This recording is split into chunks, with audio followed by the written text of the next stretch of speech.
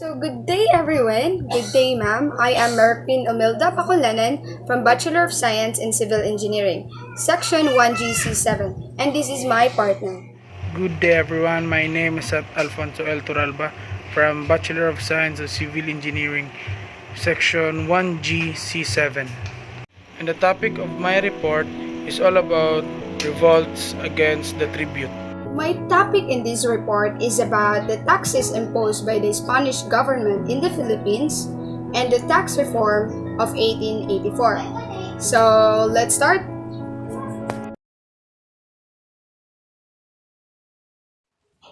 So, for today's topic is about taxation during the Spanish period. So, before that, I'm gonna discuss some brief history about taxation in the Philippines where it started. So, it's all started from the Asian Filipinos where they pay their taxes to their datu or the chiefs of the protection they gave to them. The tax was termed buwis. Everyone is required to pay their taxes except for the dato or the chieftain's household. Punishment for not paying taxes was also implemented in this period, where the arrival or the invasion of the Spanish people from 1521 to 1898 gave the Filipinos a modern concept of taxation wherein 16 years old to 60 years old were forced to pay tributes or tributo to the King of the Spain through the colonial government worth 8 reales or 1 peso per year, but there are also other forms of payment like gold, chickens, textile rice, and forced labor or polo e servicio, which we will discuss later. So the word real or real, meaning royal, plural reals, was a unit of currency in Spain for several centuries. After the mid-14th century, it underwent several changes in value relative to other units throughout its lifetime until it was replaced by the peseta in 1868.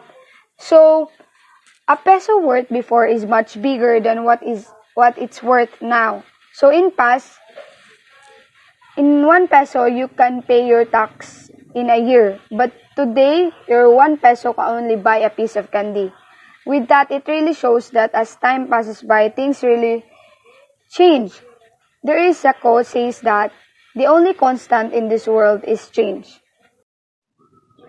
Taxes imposed by the Spanish government in the Philippines, which taxes during the Spanish period was compulsory. All the Spanish colonies in America and the Philippines were required to pay taxes for two reasons. First, as a recognition of the Spain's sovereignty over the colonies. Second is to defray the expenses of pacification, which the act of forcibly suppressing hostility within the colonies, and the governance thereafter.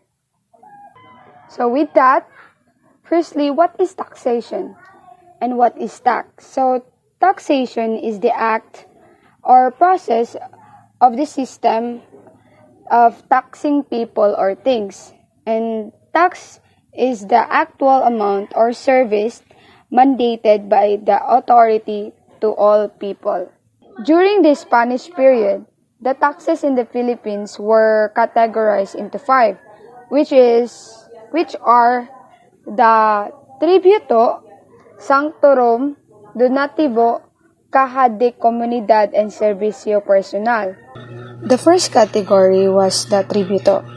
It was a general tax paid by a Filipino to Spain, which amounted to 8 reales.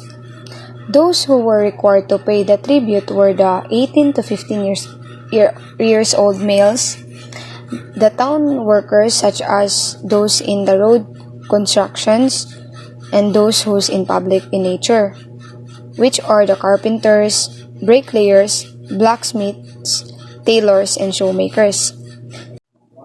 And next is the sanctorum. It was a tax in the amount of 3 reales. These are required for the cost of Christianization, including the construction of churches and the purchase of the materials for religious celebrations. So, sanctorum is the tax being paid as a support to the church. So, the third one is the donativo. It was introduced in 1635 and it was a tax specifically used for the conquest of Mindanao. It was a tax in the amount of half real for the military campaign of the government against the Muslims. In years later, however, the amount collected from donativo was almost exclusively used for the Spanish Fort Zamboanga. This collection was used to crush the Moro raids. And next is the Caja de Comunidad. It was a tax collected in the amount of 1 real for the incurred expenses of the town in the construction of roads, repair of bridges, or the improvements of the public buildings. And the last one is the Servicio Personal, or also called Polo e Servicios, was a form of a forced labor during the Spanish period in the Philippines. All able-bodied males from 16 to 60 years old were required to work for public works, just like construction of bridges, churches, and galleon ships. They were called polistas. Earlier, the polistas were required to work for 40 days. So, however, the number of days was lowered to 15 days in year 1884 as a result of the tax reform issued through a royal decree. Some of the polistas were brought to fight against the Muslims and others were brought in the Spanish expeditions. And the only way that a polista can be freed from the forced labor was when he paid a falya or a fine, which is equivalent to 1.5 reals. But only very few could afford to pay the fine. And there are other people who are in the higher rank that are exempted, just like the gobernador silio, which are the one who have small salaries but were exempted from paying tax. And the other one is the cabeza de barangay, or the head of the barangay, which is responsible for the peace and order of every barrio. And other members of the principalia were exempt from forced labor and also a falya. During the Spanish colonial period in the Philippines, in 1521 to 1898, there were several revolts against the Spanish colonial government by indigenous Moro, Lumad, Indians, Chinese, and Insulares, Filipinos of full or near full Spanish descent, often with the goal of reestablishing the rights and powers that had traditionally belonged to Lumad Timoys, Maginoo Raja, and Moros Datus. Some revolts stemmed from the land problems, and this was largely the cause of the insurrections that transpired in the agricultural provinces of Batangas, Bulacan, Cavite, and Laguna.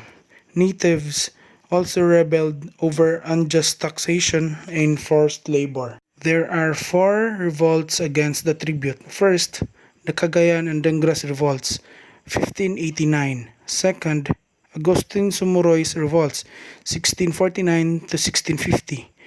Third, Francisco Maniago's revolts, 1660 to 1661. And the last, Andres Malong revolt, 1660-1661.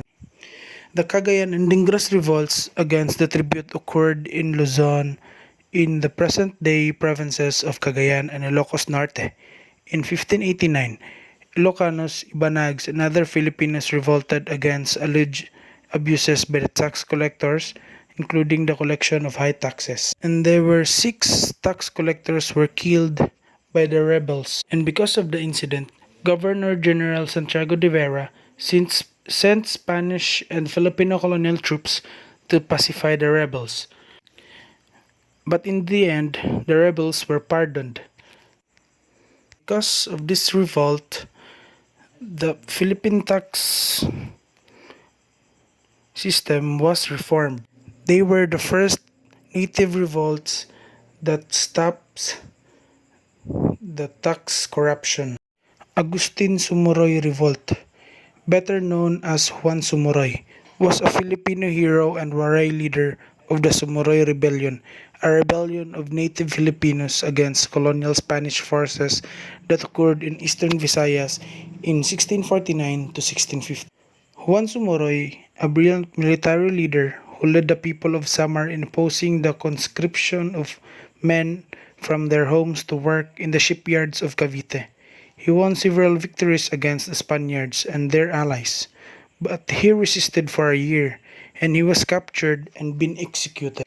During the height of the insurrection, Don Juan Ponce went hiding in Cebu and stayed with Father Ignacio Alcena, a Jesuit and historian. Sumuroy did not make peace with the Spaniards. He was killed by his own men, and his head, separated from his body, was presented to Don Henes de Rojas by one of his men. On the day of his execution, his 7 key lieutenants were also executed. The Maniago Revolt was an uprising in Pampanga during the 1660s.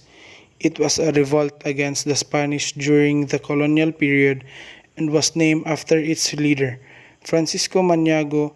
During that time, Pampanga drew most of the attention from the religious group because of its relative wealth. Francisco Maniago is a leader of the village in Mexico, Pampanga, who led the revolt in protest against forced labor and confiscation of rice by the Spaniards. He blocked the mouth of the rivers of Pampanga to stop commerce with Manila. His rebellion ended with the acceptance of his demands by the Spaniards. Because of this, they set their campsite on fire and the fight ensued. This was the start of the bloodier revolt in Pangasinan. The Malong Revolt. Andres Malong was the Maestro de Campo of Binalutungan, now San Carlos City in Pangasinan in the 1660s. He assisted many Spaniards of governing different towns in Pangasinan, and as such had learned and was trained to use force and cruelty. Andres Malong, who led some natives in Pangasinan to take up arms against the Spanish government and proclaim himself King of Pangasinan. However, his kingdom was short-lived and soon most of his forces abandoned him, enabling the Spanish forces to capture him and subsequently executed. Later, Juan de la Cruz Palares, a native of Binalutungan, led a renewal of the revolt. The Spanish authorities reviewed the demands of the natives and required the alcalde-mayor of Pangasinan to resign. The people of Pangasinan continued their resistance nonetheless, but they finally defeated in March 1764. So the next topic is about the tax reform of 1884. One of the good reforms which Spain introduced in the 19th century was the tax reform of 1884, as provided by the Royal Decree of March 6, 1884. This tax reform contained two important provisions. The first one is the abolition of the hated tribute and its replacement of the cedula tax. And the second one is the reduction of the 40-day annual forced labor to 15 days. In 1884, the payment of tribute was repealed or abolished and replaced by a graded poll tax. This tax was collected by means of a certificate of identification known as cedula personal, which every resident was required to obtain. The cedula had to be carried at all times, shown in court, and carried along while traveling. If someone is not able to present their cedula to a guardia civil, they will be imprisoned for being indocumentado, which means that they lack valid document or legal personal identification necessary to prove their identity. The cedulas personales were first issued based on the Royal Decree on March 6, 1884. All men and women, residents of the islands, Spaniards, foreigners, and natives who were over 18 years old were required to obtain a cedula. The only exemptions were the Chinese, who paid another poll tax, the remontados de Enfeles, that were not subject to the local administration, and the natives and colonies of the archipelago of Hulu and of the islands of Balabac and Palawan. So all in all, there were 16 different classes of cedulas. Originally, there were 9 classes tax. The rate of taxes ranged from 1.50 pesos to 25 pesos and a tenth, gratis, for priests, soldiers, and for privileged classes.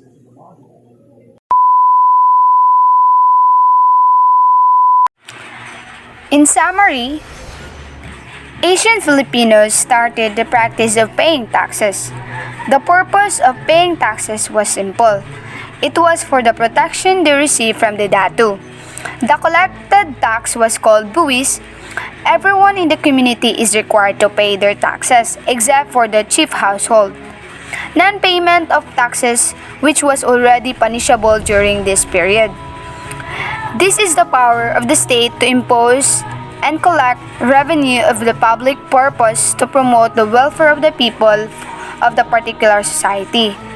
The arrival of the Spaniards ushered in the modern concept of taxation.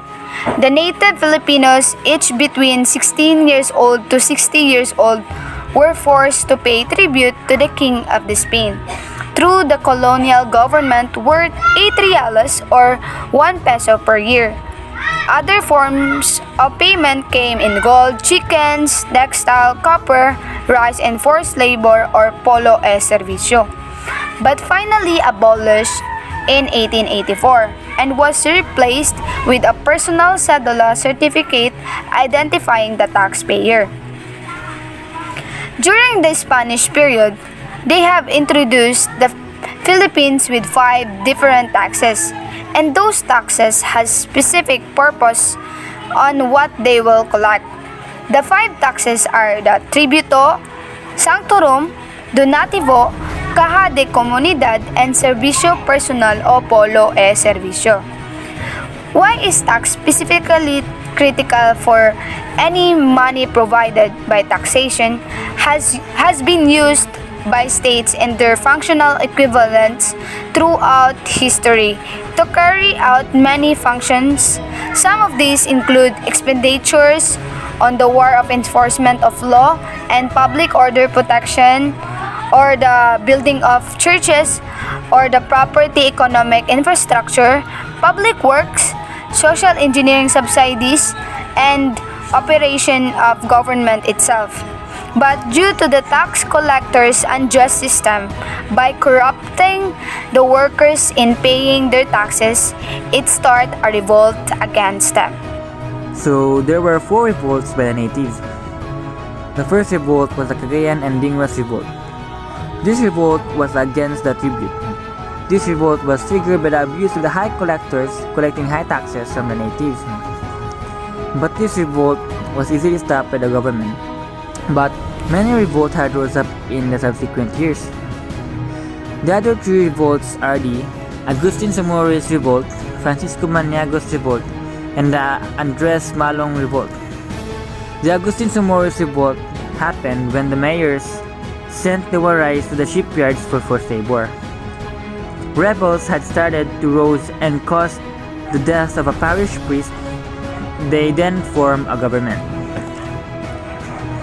They planned to capture and execute Agustin Somory, but this led them to their defeat. David Dula, a co-conspirator of Somory, continued the quest, but later then was captured and was executed.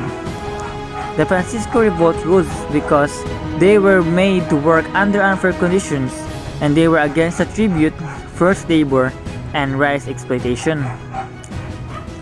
The Andres Malong revolt started to revolt against the abuses of the Spaniards because they were experiencing the same abuses with the other natives that started the previous revolts. Malong called for Maniago to join forces to lead the people of Pangasinan against the Spaniards and succeeded. The only good reform that the Spaniards introduced was the tax reform. These contain provisions which are the abolition of the hated tribute and its replacement of cedula task, and reduction of the 40 days annual forced labor for 15 days.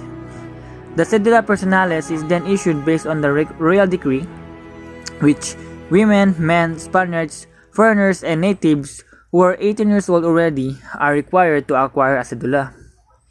The only exception to this is the Chinese, remontados de infieles that were not subject under the local administration, and the natives and colonists on the archipelago of Jolo and for the islands of Balabac and Palawan.